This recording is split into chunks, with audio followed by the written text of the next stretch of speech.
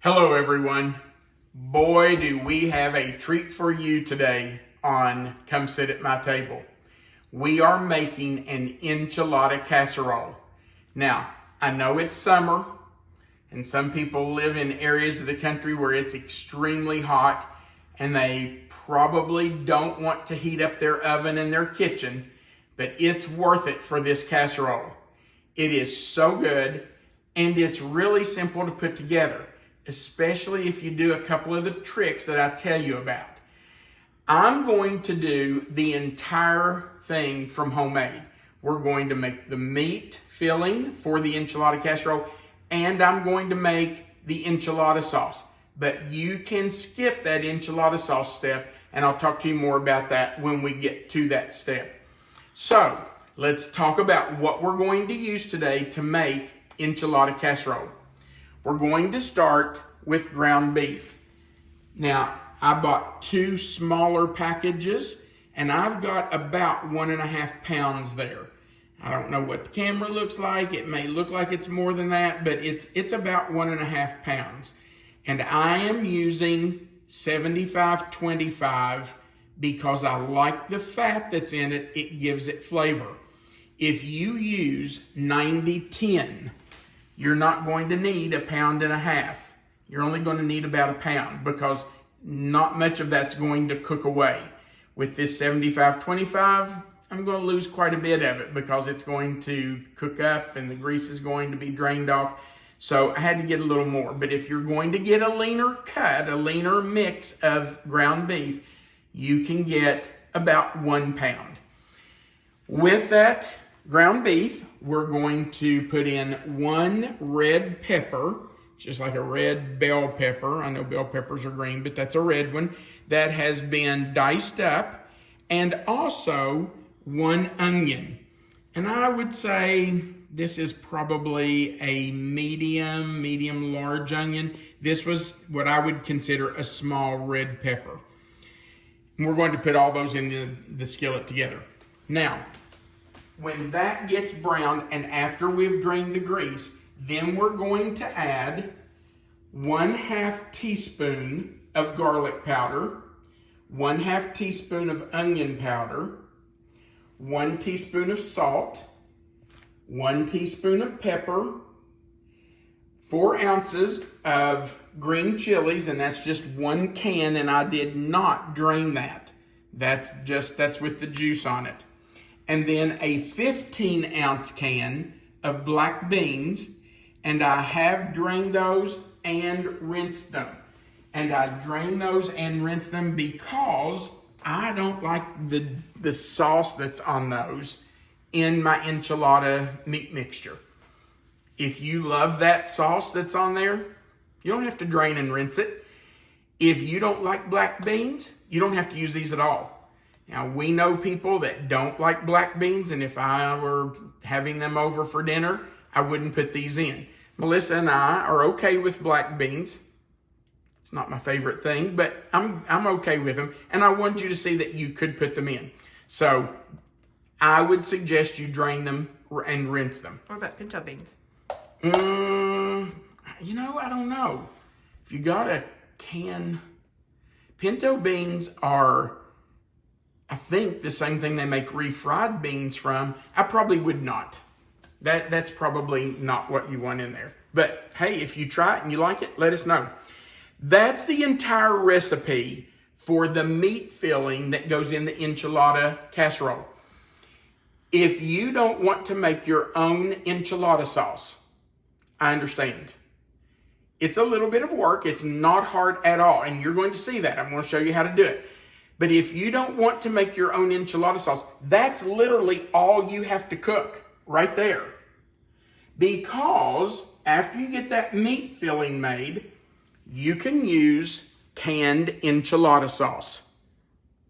Now, this Las Palmas is a really good brand. We think it's really good. The La Victoria brand is also very good. I think, though, that's just my opinion. I'm sure some of you probably have other brands that you like better. But of the ones we have tried, we really like the Las Palmas and the La Victoria. So if you want to use canned enchilada sauce. Then that first part's all you have to do. Then pour this into a pan, you could put it in a pie plate or a small baking dish so that you can dip your tortillas in it. You'll see how we do that in just a little while. But if you want to use this, then you don't have to do this next step. All right, let me show you what we're going to use to make homemade enchilada sauce if you want to do that step. We are going to use 3 tablespoons of butter that we will melt, and into that butter, we're going to stir 3 tablespoons of all-purpose flour. Now, if you've been around here a while, you know that when you melt butter and you put flour in it and you cook it for a minute or two, you're making what's called a roux, and that's to help thicken whatever you're making, gravy, or in this case, enchilada sauce. So we'll start with that. Then we're going to add in, let me check my list, 2.5 tablespoons of chili powder. We're also going to put in 1 tablespoon of paprika. We're going to start with 3 cups of chicken broth. Now, this box is a 32-ounce box, and it has 4 cups of chicken broth in it, and we may use more than the 3 cups.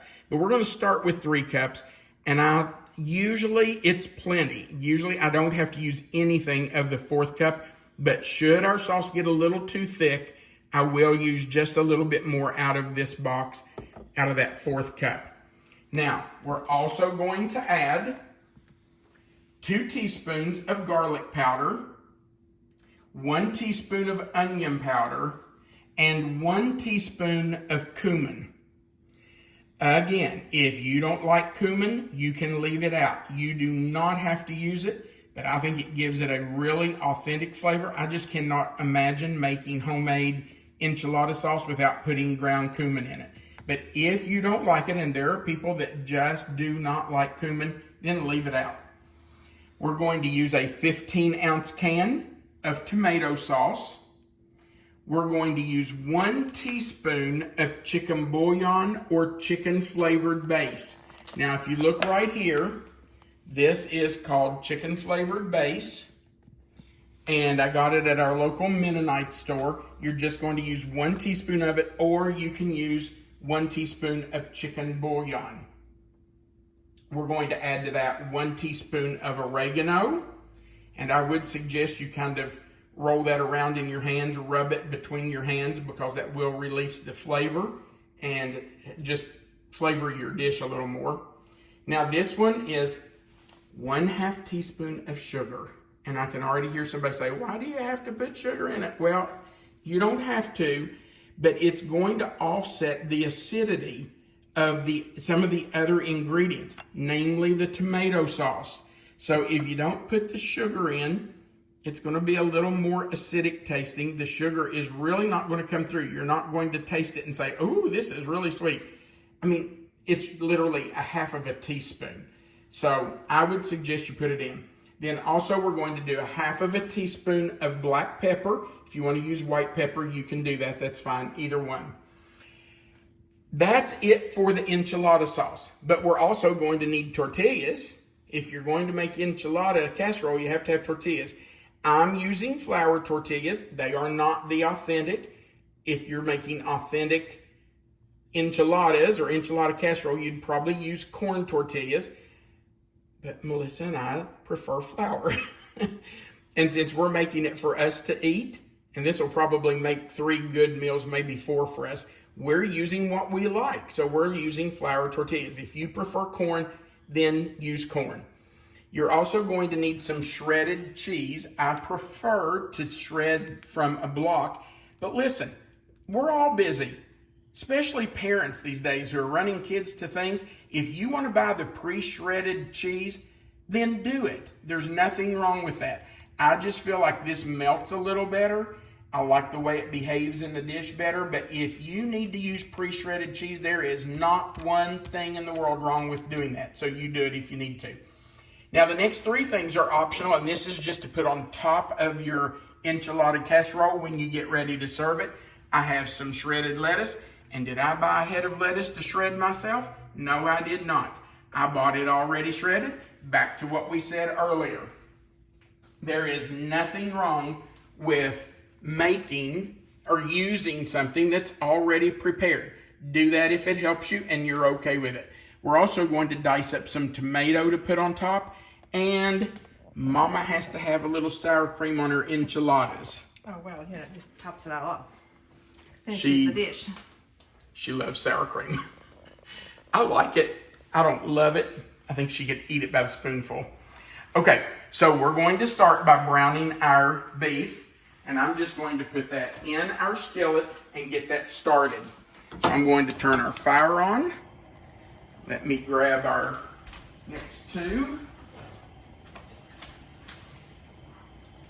And with that, we are going to put our peppers and our onions as soon as I get this chopped up just a little. I want to get it started browning. And you do want to brown this until there is no pink left. I know we're going to bake the enchilada casserole, but you still want to cook this until it's done. So just make sure that you cook it until it's completely lost that pink color. All right, so we're going to add our peppers. And all those out of there. And we're going to use I'm going to turn that down just a little bit.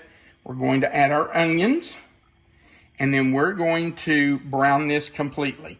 Now, that's going to take a few minutes. So we're going to brown it and make sure that it is completely done.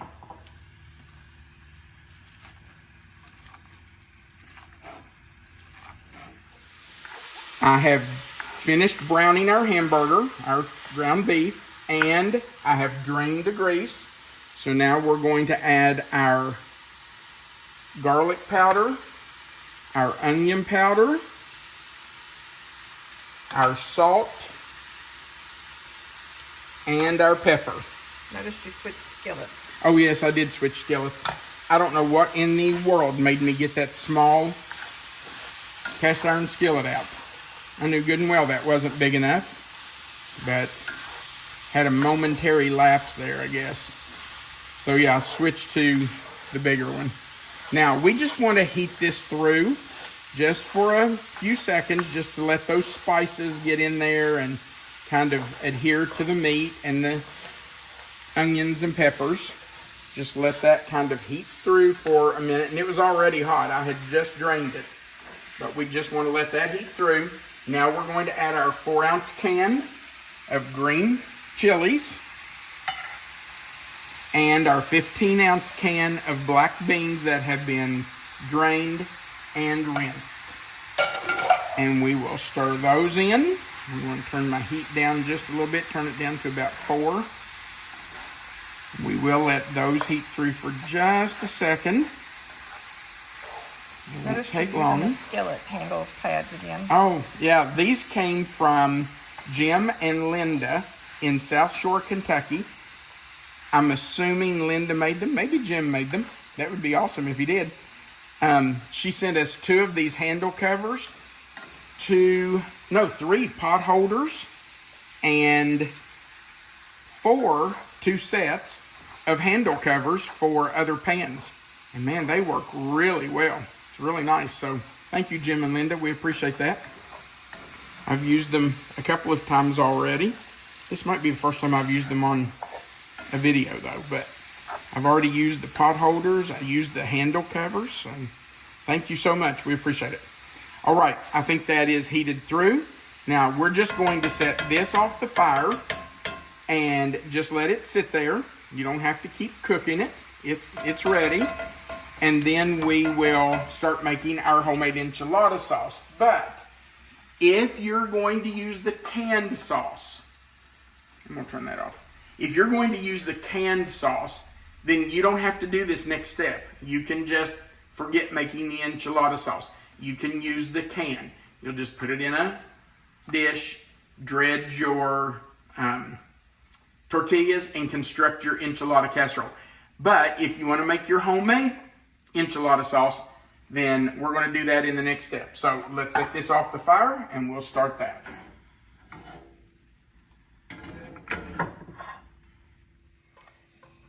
We have melted our 3 tablespoons of butter in our skillet.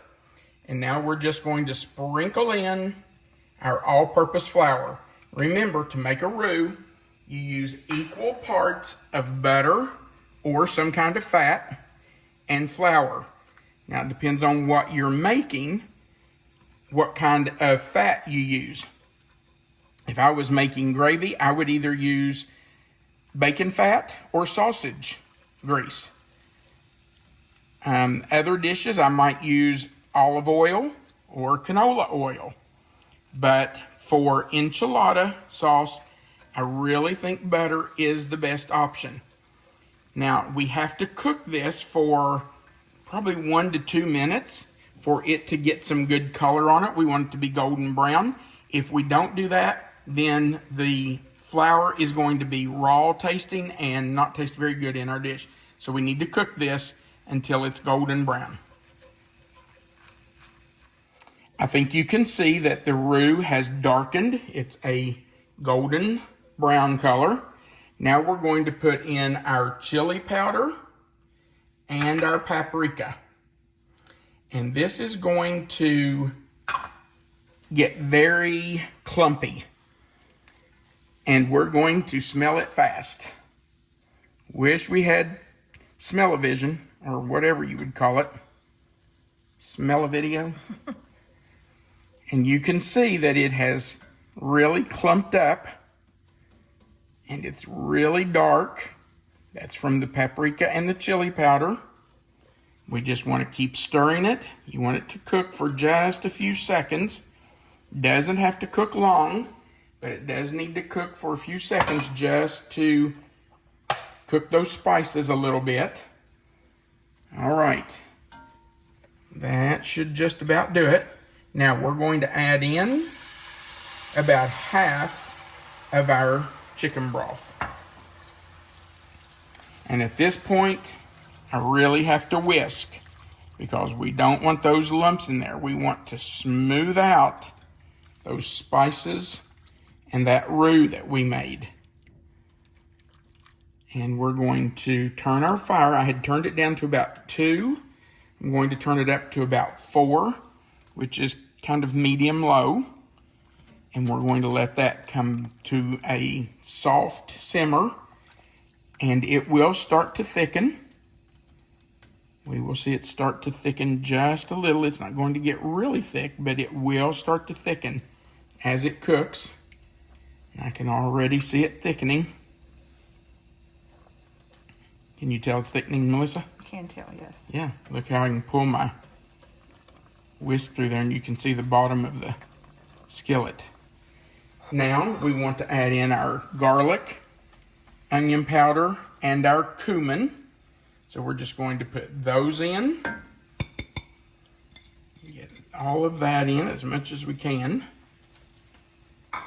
And we're going to whisk it in. Look how quick this is going together. There is nothing hard about this. A lot of people, when they hear homemade enchilada sauce, they think, oh, there's no way, I can't do that. I promise you, you can do it. If I can do it, you can do it. All right, let's go in with the rest of our chicken broth. I'm going to whisk that.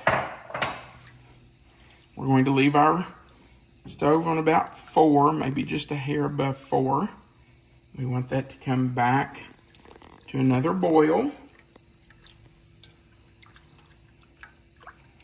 And it will start to thicken again. You can see now because I added that chicken broth, the second half of it, it's thinned out again.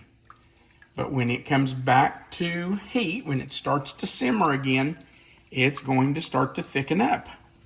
Ooh, I can really smell it. This smells so good. Yum. All right, we're just going to keep whisking. It will start to thicken when it comes up to a simmer in just a second. We have come back to simmer, so now I'm going to add our tomato sauce. And I do want to get all of that out of there So I am going to use a little spatula just to make sure we have it all, because that is flavor. Get it all off the bottom and off the sides. Okay. And we will whisk that in. We will also put in our chicken base or bouillon, our oregano, our sugar, and our pepper. So all of that's going to go in. And we will whisk that in also. And now again, we have to allow it to come back to a simmer and to thicken slightly. We don't want it thick like a gravy. You just want it to slightly thicken so it will hang on to your tortillas when you dip them in. So let us cook this until it comes back to a simmer. Our enchilada sauce is ready. So we're going to move it off the fire and move it over where we've got a little workstation set up so that we can do this fairly easily. And I'm going to use Jim and Linda's handle covers to help me move this. Right here. Okay. And I'm going to move our meat sauce to right here. And you can see that I have our cheese already shredded and ready to go. Now, this is about, what, a 1 pound block? It is. It's a 16-ounce block. Now, I'm going to show you how I do my tortillas. I do not put whole tortillas in my pan. Oh, by the way, look at this pan. Have you ever heard anybody say, this is so good? Well, this came from one of our wonderful subscribers, Jacqueline Earl. I think she goes by Jackie, who sent this to us. And Jackie, we sure do appreciate this. This is a beautiful, beautiful dish. And that is so good. This is so good. So we're going to make our enchilada casserole in the dish you sent us today. Okay, I'm going to show you what I do. I take my tortillas and take them apart. Sometimes they're a little stuck. So I just pull them apart. There's 4, 5, 6, 7. I think I need 1 more. There are 8 in this package, but I'm going to do 8.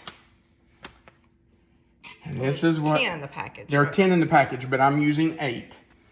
I'm just going to hold my hand on them, and I'm going to take a pizza cutter and cut right down the middle.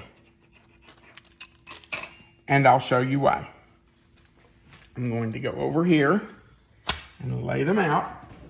I need to get my... I'm not going to use that one. I want this other one. Get my tongs, and I'll show you what I do. Now, I have sprayed my pan. I just put my tortilla in. Turn it over, make sure it's completely covered, and then I put it in my pan. And here's why I cut them in half. I want them to fit against the edge of the pan. I don't like to put a round one, a full round one in there, and then it not fit into the corners. So I cut them in half, and I know you don't have to do that. I totally understand that. If you're doing this, you sure don't have to do like I'm doing. But you can put them in the pan, full circles, and they will be just fine. Now, after I put my second whole tortilla in, which is my 4th half, I'm just going to make sure that it doesn't have any place around it. If there's a place that, like sometimes there'll be a big hole here in the middle, depending on the size of your pan. If that's the case, just put another half on top of it. But this one fits perfectly. This pan works really well with these. And now we're going to put a layer of our meat right on top of that. So you're not rolling up enchiladas, you're just kind of making a layered casserole. That's exactly right. It's a casserole. It is not rolled enchiladas. So we're just going to sprinkle on some of that meat. And we don't want it really thick. You want it kind of spread out. Here's a neat thing about this casserole. You can make this ahead and put it in your refrigerator. And then when you're ready to have it, you can set it out while your oven is heating. And you know what? We didn't heat our oven, babe. Oh, we even talked about it and then we didn't do it. Okay, I've turned it on 350. But while your oven is heating, you can just leave it set out and let it start to come to room temperature and then bake it. Here's something even better.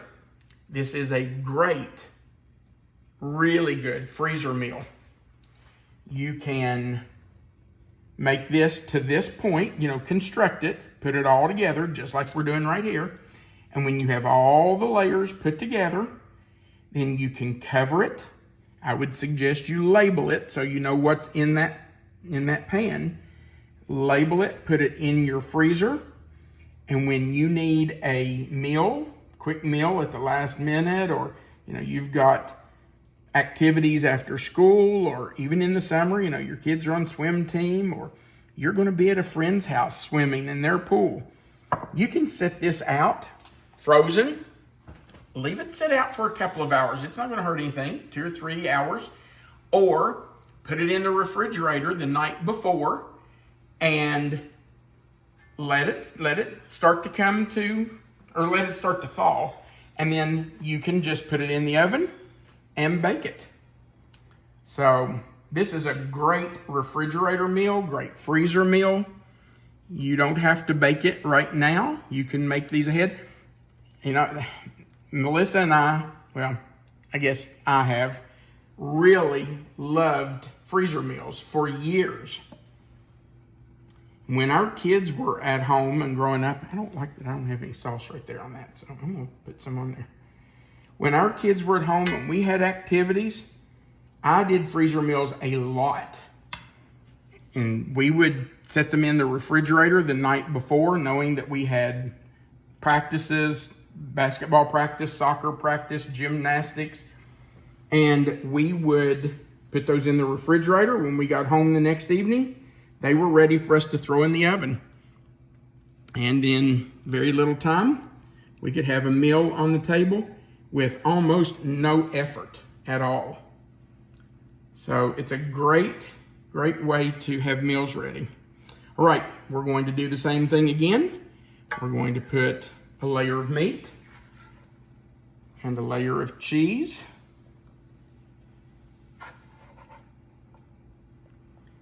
And we'll just keep layering until we've used all of our meat and our cheese. And you can see I'm not putting a solid layer down. I'm just kind of scattering it around. It doesn't have to be completely solid. Of course, you can put as much or as little as you like. Listen, this is yours. If you're making it for you and your family, or you're inviting friends over, you make it the way you like it. Put as much or little on there as you want. Okay, more cheese. And you can notice I'm doing the same thing with the cheese. I'm just sprinkling it on. It's not a big, heavy layer. It's just a sprinkled layer of cheese. You can still see the other layers through the cheese. It's not like we've completely covered everything. We're not doing that. Okay, now we're going to do our last layer of tortillas. You might notice that as I've done this, I have dripped some enchilada sauce on my counter. It's not going to kill it. It's okay. Man, this enchilada sauce is so good. By the way, we did taste it, and you should too. You want to make sure that you have enough salt and seasoning in it. I'm going to get my spoon right here. I don't know why, but it's not picking it up very well. And I'm just going to put some on here because we want that to have this enchilada sauce in the middle. I might have cut one extra tortilla that I didn't need to cut because I really thought, this is the first time I've used this pan, but I thought I was going to need another tortilla to cover the middle of the dish, and I don't. It's done really well. And I might have gotten them a little off center because these feel a little smaller right here. Okay. Now right here you can see what I was talking about. You can see how those tortillas don't meet. See that? Well, we don't want to leave that empty. You want some tortilla there. Can you see that, Melissa? Yes, we can. Okay. So I'm just going to take another half and I'm just going to put it right here in the middle to cover that up. That won't hurt anything. I'm going to take a little sauce and put right here on this one because it looks a little naked. We don't want a naked tortilla, do we? And there's our oven. It's ready. Okay. And our meat.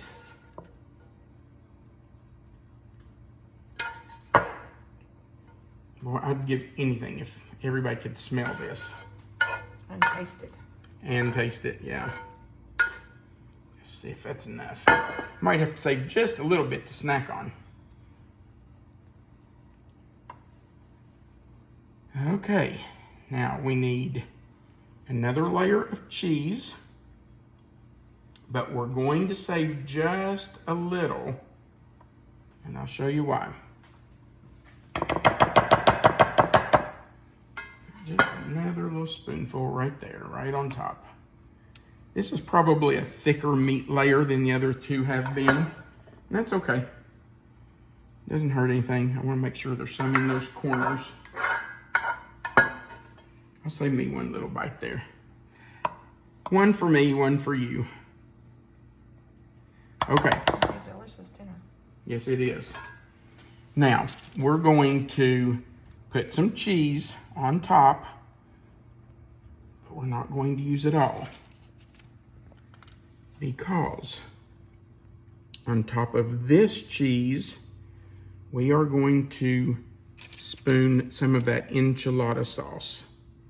We want it to be able to run down in there. Ooh, I better save that, hadn't I? I need some for the top. Okay, spread that out just a little bit. Now, I'm just going to take my spoon. By the way, I do want to acknowledge this is not an authentic Mexican enchilada sauce. I know that. This is probably an Americanized version. I'm gonna tell you, it's daggone good. This is a really good casserole. All right, we don't have to cover the top of it. I'm just gonna put a little bit around, get some down on the edges, around the sides and the corners, right over there, some in the middle here. Okay, and we're gonna finish the cheese, and we did use the entire pound of cheese. So I'm just going to kind of sprinkle that over. And we'll spread it out a little bit. Don't want any big chunks. Okay, now we're going to go in the oven uncovered. It's a 350 degree preheated oven for 20 to 25 minutes, maybe 30. You'll just have to keep an eye on it. And when it's bubbly, you'll know it's ready. There's nothing in here that needs to cook. We cooked the meat, we cooked the onions, we cooked the peppers, we cooked the enchilada sauce. So all you're doing is really bringing it up to temperature. You're heating it through, letting everything kind of meld together. So we'll just keep an eye on it. We'll start with probably 20 minutes. And then we can add 5 minutes at a time until we think it's bubbly and hot. And you want to make sure that cheese has melted. We'll be back.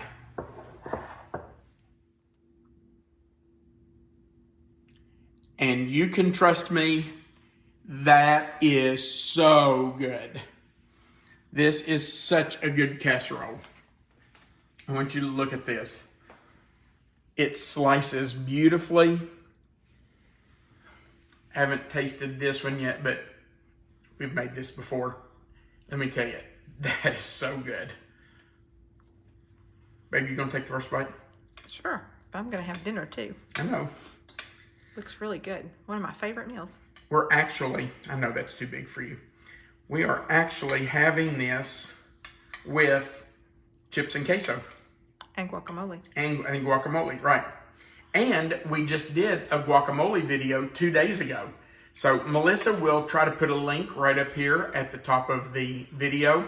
And she'll also put a link in that description box at the bottom. All right, here, babe. If you want our guacamole recipe, which is really our daughter's guacamole recipe. Yes, that's delicious. That is so good. Oh, yeah. If you've never made enchilada casserole, you don't know what you're missing. And I do encourage you, if you're busy, use a can of enchilada sauce. It's fine. There's nothing wrong with that. But when you get the chance and you have the time, you really should make this homemade enchilada sauce. So I noticed that there's quite a bit left. What are you going to do with that? Hi, Bev. The sauce. Oh, the sauce? Yeah, there is some sauce left. So, this will keep in the refrigerator for 2, 3, 4 days. It'll be fine. Just keep it refrigerated.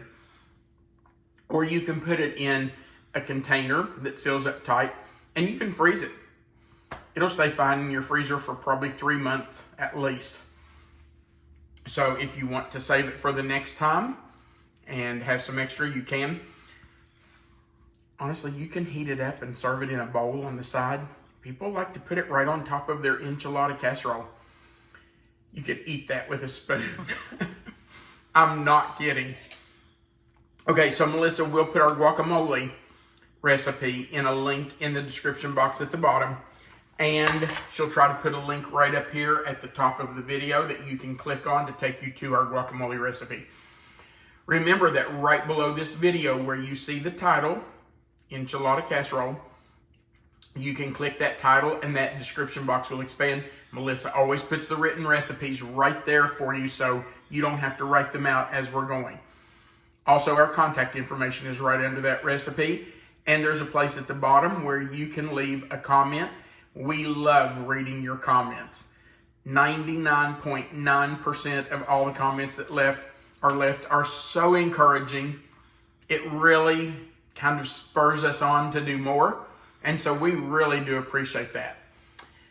Also, right below the video, there's a thumbs up button. That's the like button. We'd appreciate you clicking it. And if you haven't before, we invite you to click the subscribe button. That just joins you to our channel. Right beside that subscribe button, there's a little notification bell that you can click and the word all. That way YouTube will send you a notification every time we add a new video. And we try to add a new video every Sunday, Wednesday, and Friday. And occasionally we do a series where we do a video every day for a week. So hit that subscribe button, the little notification bell and the word all, and you'll never miss one of those videos. Thank you so much for watching our video today. I know this seems a little involved, but I've tried to break it down so that the steps are very simple. It's very easy to make, and I know that you will love this casserole. If you make it once, you're probably going to be stuck making it a lot because your family is going to ask for this over and over and over. It is that delicious. Thanks for watching. We want you to remember that you are always welcome to come sit at my table. Have a great day.